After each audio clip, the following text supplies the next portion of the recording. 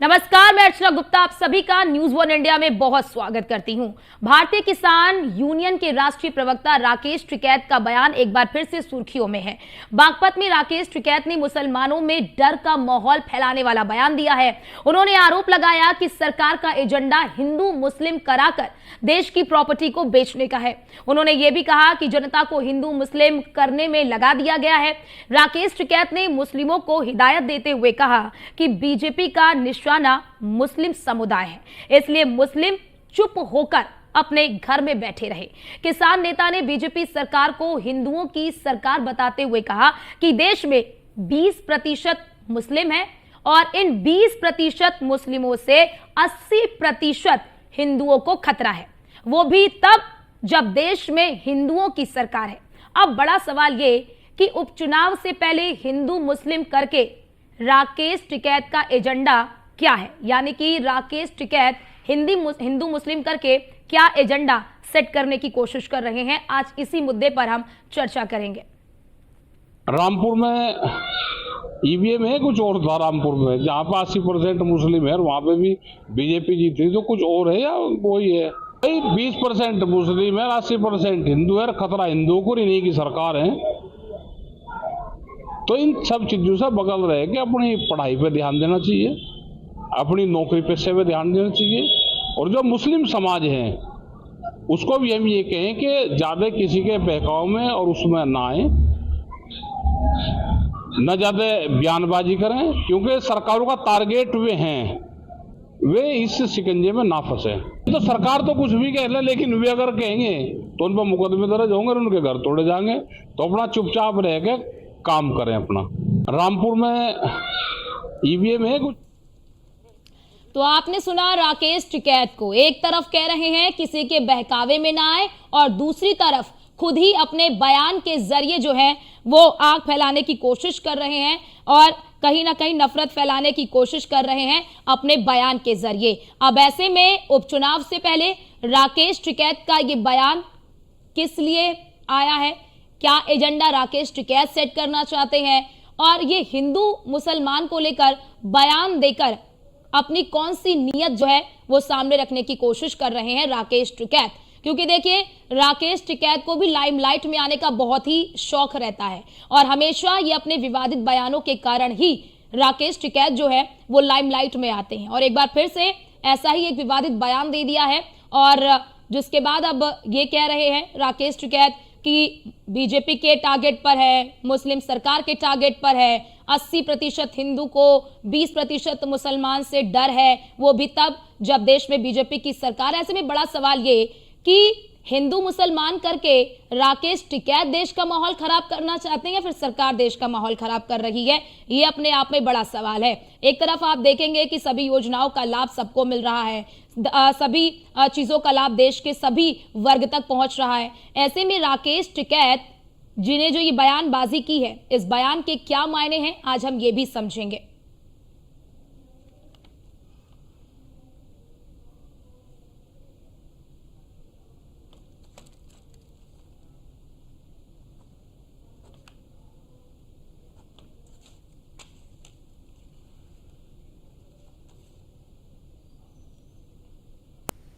और आज इसी मुद्दे पर चर्चा करने के लिए हमारे साथ हमारे खास मेहमान भी जुड़ चुके हैं। आपका तारुफ करा देती हूं, शम्सी आजाद नेता बीजेपी के हमारे साथ जुड़ चुके हैं और इसी के साथ ही प्रमोद मिश्रा हिंदू धर्मगुरु हमारे साथ जुड़ चुके हैं और इसी के साथ ही नजीम खान हमारे साथ फोन लाइन पर जुड़ेंगे। मुस्लिम स्कॉलर स्वराज सिंह भाक्यू के प्रवक्ता हमारे साथ जुड़ चुके हैं। आप सभी मेहमानों का बहुत स्वागत है न्यूज वन इंडिया के इस खास चर्चा में। लेकिन शुरुआत पहले मैं आपसे करना चाहूंगी, हमारे साथ भाक्यू के जो प्रवक्ता है स्वराज सिंह। स्वराज जी, ये बयान के क्या मायने हैं? और एक तरफ आप ये कह रहे हैं, आपके नेता ये कह रहे हैं कि किसी के बहकावे में ना आए, दूसरी तरफ अपने बयान से ही मुसलमानों को बहकाने की कोशिश कर रहे हैं।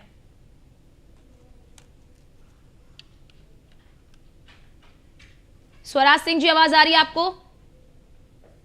मैडम, मेरा नाम गलत ले रहे हैं आप, गलत नाम लिख रहे हैं। नाम लिखो ठाकुर किरणपाल सिंह। अच्छा ठीक है, मैं नाम ठीक है, मैं नाम आपका ठीक कराती हूँ। आपने मेरा सवाल सुन लिया, जरा आप उसका जवाब दे दीजिए।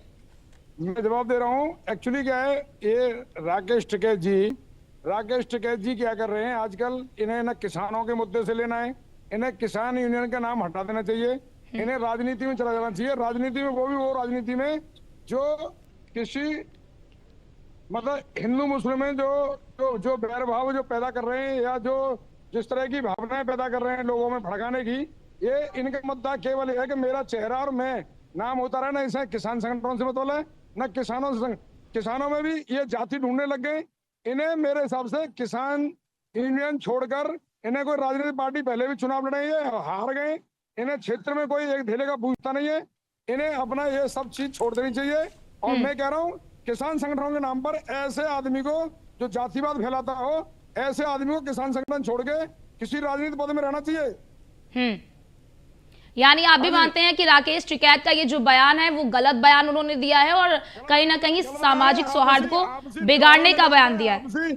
आपसी भेदभाव पैदा करना, आपसी ज्वलनशील पैदा करना, लोगों में भड़काना, इस तरह का राकेश टिकैत। इनके जो पिताजी थे महेंद्र सिंह टिकैत, वो वास्तव में किसानों के नेता थे, परंतु इन्होंने उनके नाम पर राजनीति शुरू कर दी है। किसान के नाम पे, ये किसानों के संगठन चलाने के नाम पे इन्हें छोड़ देना चाहिए। किसान संगठन नहीं चलाना चाहिए। ठीक है, ठीक है। शम्सी आजाद जी हमारे साथ जुड़ चुके हैं, नेता है बीजेपी के। शम्सी जी, आपने सुना राकेश टिकैत का बयान। वो ये कह रहे हैं कि मुसलमान चुपचाप अपने घर में बैठ जाएं क्योंकि वो सरकार के टारगेट पर हैं। नमस्कार आपको, आपके चैनल के सभी दर्शकों को, सभी भाइयों।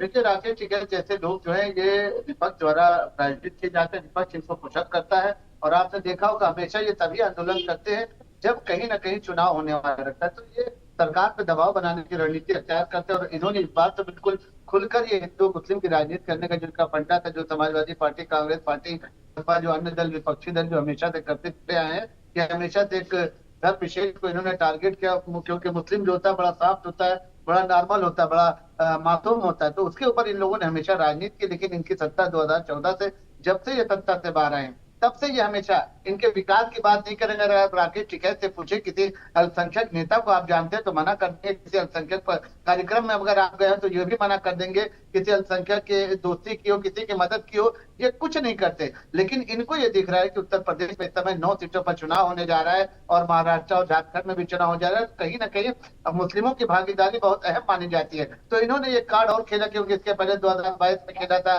2024 में खेला था, 17 में खेला था। उसके बावजूद जो है एक बड़ा तबका अल्पसंख्यक समुदाय का था जिसने भारतीय जनता पार्टी और उसके सहयोगी दल को वोट दिया। और ये किसानों की बात करते, किसानों के मसीहा चौधरी चरण सिंह हुआ करते थे, जिनका लड़का जयंत चौधरी हुआ करता था, जो आज भारतीय जनता पार्टी के साथ है।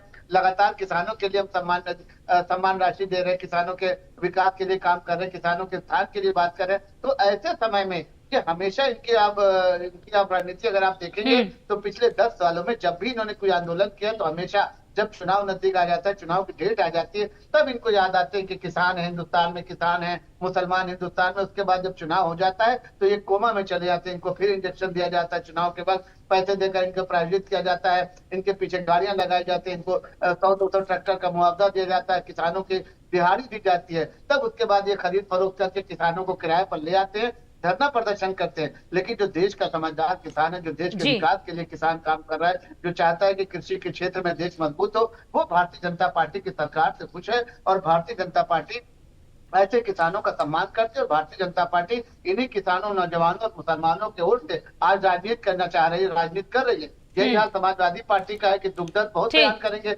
लेकिन जब कभी अल्पसंख्यक समाज पर कोई मुसीबत आती है, कोई उनके पर विपदा आती है, कहीं कोई केस हो जाता है, राकेश टिकैत, शम्सी जी राकेश टिकैत ये कह रहे हैं कि सिलेक्टिव कार्रवाई करती है। अगर उनसे जब पूछा गया राकेश टिकैत से कटेंगे तो बटेंगे तो कटेंगे बयान पर जब उनसे सवाल पूछा गया तो वो ये कह रहे हैं कि अगर कोई मुस्लिम ने अभी इस पर कोई प्रतिक्रिया दे दी होती तो उस पर कार्रवाई हो जाती। राकेश टिकैत जी ने जो सबसे पहले जो 20% का आंकड़ा पेश किया, उनको शायद अल्पसंख्यक समाज मुसलमानों के आंकड़े भी नहीं पता है। वो अनर्गल बयान इसी तरीके के लिया करते हैं, कटेंगे तो बटेंगे, इसका जो चाहे 100 मायने निकाले। लेकिन देश को इस वक्त एकता की जरूरत है। देश जो इस वक्त दौड़ रहा है बहुत नाजुक दौर से गुजर रहा है, क्योंकि खाड़ी में आप देख रहे हैं जिस तरीके से जंग हो रही है, चाहे यूक्रेन हो, चाहे इजराइल हो, चाहे अमेरिका हो, चाहे रूस हो, चाहे ईरान हो, सबकी निगाह जो है हिंदुस्तान के ऊपर है कि हिंदुस्तान क्या डिसीजन लेता है, हिंदुस्तान क्या फैसला लेता है। आज हमारा देश कहीं ना कहीं शक्तिशाली देशों में गिना जा रहा है। आज हमारे देश में किसान, नौजवान, मुसलमान अगर मजबूत हो रहे हैं, इनकी सत्ता भी नकली हो गई, इनको सत्ता। ठीक है, भाकियों के प्रवक्ता कुछ कहना चाह रहे हैं। ठीक है, बोलिए किरण जी।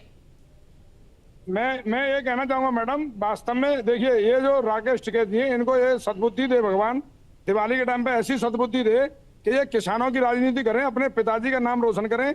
जो इनके पिताजी वास्तव में नेताओं को, किसी भी नेताओं के पक्ष में नहीं होते थे।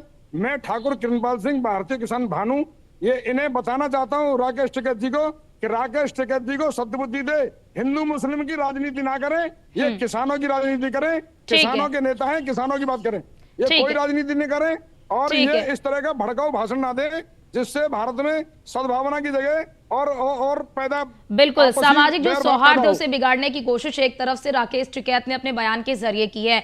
आप हमारे साथ बने रहिए। प्रमोद मिश्रा, हिंदू धर्मगुरु, हमारे साथ जुड़े हुए हैं। प्रमोद जी, राकेश टिकैत के इस बयान को आप किस तरह से देखते हैं? वो कह रहे हैं कि देश में 80% हिंदू है और 20% मुसलमान है, और फिर ये कहते हैं कि इन 20% मुस्लिमों से 80% हिंदुओं को खतरा है। अर्चना जी, जो बयान मैं सुना है और आपके माध्यम से मैं सुन भी रहा था और पहले भी सुना मैंने, यहाँ जब से ये मतलब समाज में आए हैं और कांग्रेस जो है नेता के रूप में, किसानों के नेता के रूप में जब से आए हैं, तो इन्होंने सिर्फ देश विरोधी काम किया है। प्रयास इनका पूरा रहा है कि समाज लड़े, समाज बटे, और समाज लड़ेगा बटेगा तो मैं उसमें राज कर पाऊंगा, मेरी राजनीति अच्छी चमकेगी। इनका यही प्रयास रहा है, आज भी वो यही कर रहे हैं। तो कहीं से भी देश को जोड़ने वाला बयान इनका नहीं है और कहीं से लगता भी नहीं है, ये कर भी नहीं सकते, क्योंकि उसके लिए प्रतिभा अलग होती है, उसके लिए ज्ञान विज्ञान अलग होता है, समाज को जोड़ने की जानकारी अलग होती है। वो क्षमता इनके अंदर नहीं है। आज भी वही कर रहे हैं, ये पहले भी वही कर रहे थे, आगे से भी वही कर रहे हैं। तो मुझे लगता है कि जैसा मैं जो है ठाकुर किरणपाल सिंह को सुन रहा था, इनका कहना बिल्कुल सही था कि इनको राजनीति में आना चाहिए, किसी पार्टी का सहारा लेकर के, बिल्कुल किसान के नाम पर। ठीक है, करके ठीक। राजनीति करना चाहिए कि राजनीति में आओ, कम से कम ये तो पता है कि आप राजनीतिज्ञ हो या राजनीति किसी के लिए आप लड़ रहे हो। लेकिन आज की स्थिति जो है, आप अपने आप को किसान का नेता कहते हैं, किसानों का नाम बदनाम करते हैं। किसान वो होता है देश के भविष्य के लिए सोचता है, किसान वो होता है कि जिससे देश चल रहा होता है, बिल्कुल समाज चल प्रमोद रहा जी, होता है। क्योंकि जिस तरह के बयान अब राकेश टिकैत दे रहे हैं, उससे यही लगता है कि वो किसानों की बात कर रहे हैं या फिर किसी के एजेंडे पर काम कर रहे हैं। उनके बयान से तो सीधा संदेश यही जाता है। आप हमारे साथ बने रहिए। हमारे साथ मुस्लिम स्कॉलर नाजिम खान जी फोन लाइन पर जुड़ चुके हैं। नाजिम खान जी, राकेश टिकैत ये कह रहे हैं कि मुसलमान चुपचाप अपने घरों में बैठ जाएं, उनको सरकार से खतरा है, वो सरकार के टारगेट पर हैं। क्या आपको लगता है कि राकेश टिकैत के इस बयान से सामाजिक सौहार्द जो है वो खराब होगा?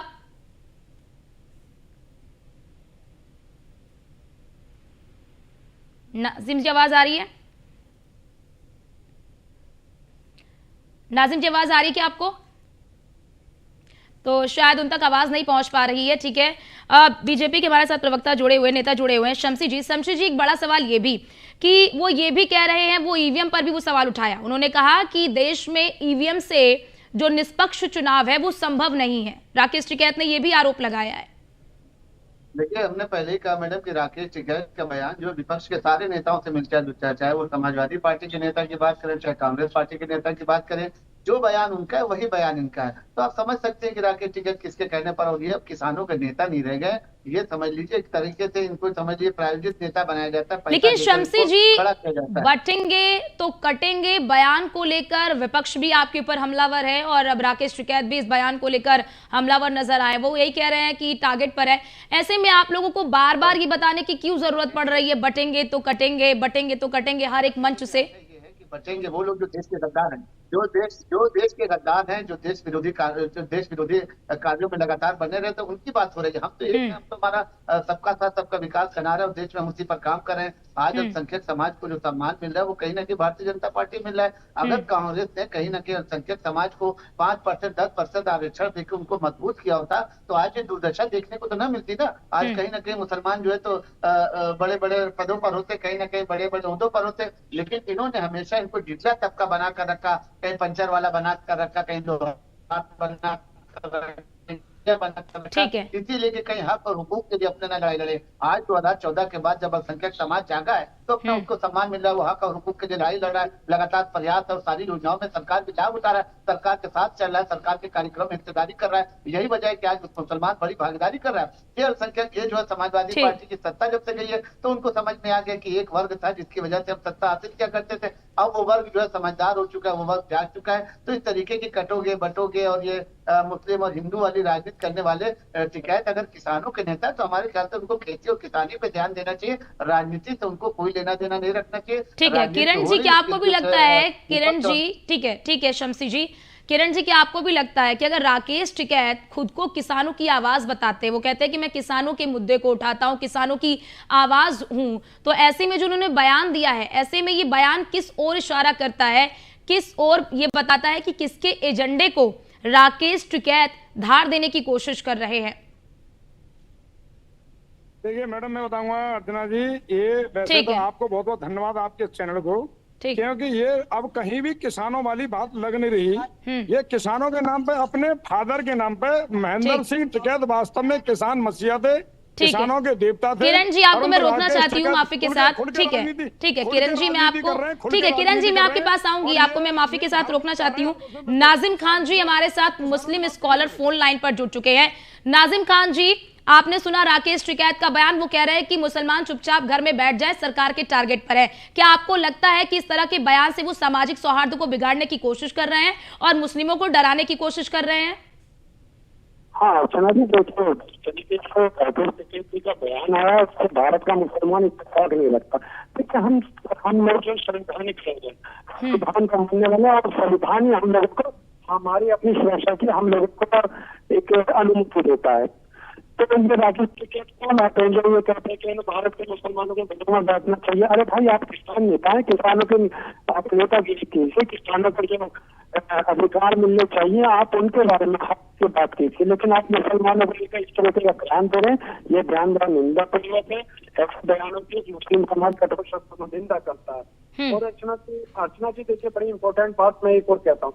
मैंने आजाद संसद साहब की मैंने एक बात सुनी, उन्होंने कहा कि देश बड़े नाजुक स्थिति में है। तो मैं ना बताना चाहता हूँ कि देश नाजुक स्थिति में नहीं है, देश बड़ा स्ट्रॉन्ग है। तो देश में रहने वाले जनता, हिंदू मुसलमान, वो चाहते कि भारत हमेशा आगे रहे, भारत की अर्थव्यवस्था है और हमारा जो भारत है पूरी दुनिया में नंबर 15 है। तो ये नाजुक स्थिति में नहीं, हाँ, लेकिन कुछ लोग भारत के अंदर रहने वाले के ये नाजुक स्थिति जरूर पैदा कर रहे हैं, चाहे वो हिंदू समाज के लिए कर रहे हो या मुस्लिम समाज के लिए कर रहे हो। तो देखिए, हम तो ये कहते हैं कि अर्चना जी देखिए, जिस तरीके से आजाद भाई हैं, भाजपा के प्रवक्ता हैं, मैं बहुत सम्मानित है, तो उनसे एक बात ये कहना चाहता हूँ कि मुसलमानों के लिए आप हमेशा ये कहते हैं कि सबका साथ सबका विकास। देखिए सर, एक 70 कमेटी की रिपोर्ट थी, 70 कमेटी की रिपोर्ट में कहा गया कि भारत के मुसलमानों के हालात दलित से बदतर है। तो आजाद शमसी साहब, मैं ये कहना चाहता हूँ, आपकी मौजूदा सरकार है, आप 70 कमेटी रिपोर्ट को बहाल कर दीजिए ताकि भारत का मुसलमान को तालीम हासिल हो सके और भारत की अर्थव्यवस्था को मजबूत कर सके। और फिर ये बार बार कहते हैं ना कि मुसलमान खतरे में, मैं कहता हूँ ना मुसलमान खतरे में, ना इंसान खतरे में, हिंदू भाई खतरे में। अगर खतरे में है तो सिर्फ भारत के अंदर एक इंसानियत खतरे में। तो हम लोगों को इंसानियत बचानी चाहिए, तभी हिंदू मुस्लिम भाई सेफ रह सकते हैं। ठीक है शम्सी जी इसका जवाब देंगे। शम्सी जी, आपने सुना नाजिम जी को, साफ तौर पर उन्होंने कहा कि एक संदेश देने की आवश्यकता है कि सभी जो है वो सुरक्षित है, किसी को कोई भी खतरा नहीं है। ये संदेश देने का काम तो सरकार करेगी ना शम्सी जी? ये संदेश लगातार मोदी जी भी देते रहे। देखिए, आरएसएस के प्रमुख नेता मोहन भागवत भी लगातार ये संदेश देते रहे। जिस आरएसएस को हमेशा ये कहा जाता था कि मुस्लिम विरोधी है, मुसलमानों के दुश्मन है, लेकिन भारतीय जनता पार्टी की सरकार जब से तब से अपने मोहन भागवत के बयानों को देखा, अभी मसला में है, उन्होंने यही कहा कि हिंदू मुस्लिम जो है वो हमारे विकास के दो पहिए, दोनों को एक साथ लेकर रहना है और भारत में मुसलमानों को डरने की कोई जरूरत नहीं। फिर राकेश को पता नहीं क्या लगा रहा है कि इन्होंने इस तरीके के बयान दिए कि मुसलमान घर में रहे, दबक के रहे। अरे कितने दिन घर में रहेंगे? हमें तो लग रहा है कि आपको विपक्ष ने पूरी तरीके से फंडिंग करके ये कहने के लिए भेजा है ताकि वो चुनाव में जो समाजवादी के पक्ष में कांग्रेस वोट दे, लेकिन ऐसा होने वाला नहीं। मुसलमान आज भी बिना तान के चल रहा है, सम्मानित है और हिंदुस्तान में पूरी तरीके से अपने को सुरक्षा महसूस कर रहा है। तो ऐसे में राकेश टिकैत के बयान को बहुत ज्यादा महत्व नहीं देना चाहिए। मीडिया से भी यही आग्रह करना चाहिए कि ऐसे लोगों के बयान को दरकिनार किया जाए ताकि जनता में ऐसे लोगों का बयान जाए। प्रमोद मिश्रा जी, ठीक है प्रमोद मिश्रा जी, कहीं ना कहीं मुझे ऐसा लगता है कि जो हमारे हिंदू संगठन है उन्हें भी एक ये संदेश देने की कोशिश करना चाहिए, क्योंकि अभी आपने सुना नाजिम खान जी को, साफ तौर पर उन्होंने कहा कि किसी को खतरा नहीं है देश में, ना तो हिंदू को खतरा है, ना मुसलमान को खतरा है,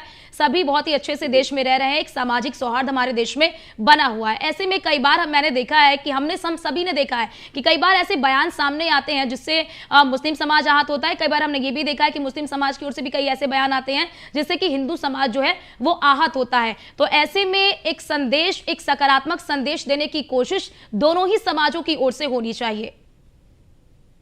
बिल्कुल रचना जी, जैसा कि अभी भी सुन रहा था, तो यहाँ जो एक खतरा जिसे कहते हैं, खतरा इन लोगों को होता है, जैसे राकेश टिकैत हो गए, ऐसे लोगों को खतरा होता है क्योंकि राजनीति कैसे चमकेगी। अगर दोनों समाज मिलकर रहते हैं, चाहे वो हिंदू हो, मुस्लिम हो, सिख हो या ईसाई हो या यहूदी पारसी कोई भी हो, अगर मिलकर रहते हैं और मिलकर रहते थे, आज भी मिलकर रहना चाहते हैं जो सामाजिक तौर तरीके से, लेकिन ऐसे जो नेता सामने प्रकट हो जाते हैं, अपने आप को नेता कहते हैं, तो ऐसे लोगों से इन समाज को खतरा है कहीं ना कहीं से। तो ऐसे लोगों को मुझे लगता है कि बहुत ज्यादा हाईलाइट नहीं करना चाहिए, इनको दरकिनार करके दूर से ही नमस्ते करना ही ठीक है ऐसे लोगों के लिए, क्योंकि ऐसे लोग समाज में सिर्फ और सिर्फ समाज को बिगाड़ने का काम करते हैं।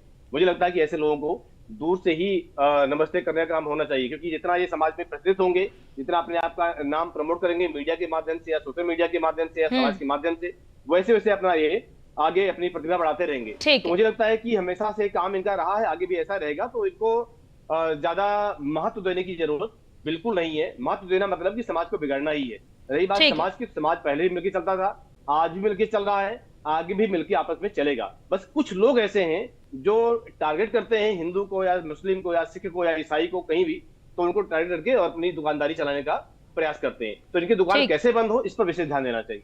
ठीक है, ठीक है, आपके पास लौटते हैं। हमारे साथ किरण पाल जी भी लगातार बने हुए हैं, भाकियू के प्रवक्ता हैं। किरण पाल जी, क्या आपको नहीं लगता कि राकेश टिकैत के इस बयान से सामाजिक सौहार्द तो बिगड़ेगा ही बिगड़ेगा, और भाकियू क्या इस पर कोई एक्शन लेगा राकेश टिकैत के इस बयान पर? बिल्कुल ठीक कह रही हैं आप अर्चना जी, मैं बिल्कुल सत्य बात है। ये चाहते ये हैं कि मैं अपना इनका चेहरा न्यूज में आता रहे, और कुछ तो हमारे मीडिया कर्मियों की और हमारे न्यूज वालों को भी, क्योंकि किरण पाल जी अगर भाकियू के, किरण पाल जी अगर उन्होंने भाकियू की ओर से, अगर किरण पाल जी उन्होंने भाकियू की ओर से अगर ये बयान दिया है, तो फिर क्या ये भाकियू का बयान या फिर से केवल कह दे कि राकेश टिकैत का अपना बयान है? ये ऐसा देश है भारत जहाँ किसी को खतरा नहीं है, ये पहला देश ऐसा है। तो मेरा ये कहने का मतलब है कि आप ये जो राकेश टिकैत जी है, ये आपसी प्यार भावना को बिगाड़ना चाह रहे हैं और अपना चेहरा चमकाना चाह रहे हैं। किसानों के नाम पर वैसे ही अपने फादर का नाम लेके आगे जुड़े हुए हैं। इन्हें तो किसान संगठन छोड़ देना चाहिए और किसी राजनीतिक पार्टी को ज्वाइन कर लेना चाहिए। ठीक है, बहुत शुक्रिया आप। ठीक है किरण पाल जी, ठीक है किरण जी, हमारे पास वक्त है, इतना ही है, वक्त हमें इतने की ही इजाजत देता है। बहुत शुक्रिया शमसी जी आपका, प्रमोद मिश्रा जी आपका, नाजिम जी आपका और किरण जी आपका हमारे साथ जुड़े और अपना अपना पक्ष आप सभी ने रखा। लेकिन यहाँ पर बड़ा सवाल यही कि राकेश टिकैत अपने इस बयान के जरिए आखिरकार किसके एजेंडे को प्रमोट करना चाह रहे हैं, इस पर हमारी नजर लगातार बनी रहेगी। फिलहाल के इस खास चर्चा में इतना ही। बाकी देश और दुनिया की तमाम खबरों को देखने के लिए आप बने रहिए न्यूज़ 1 इंडिया के साथ।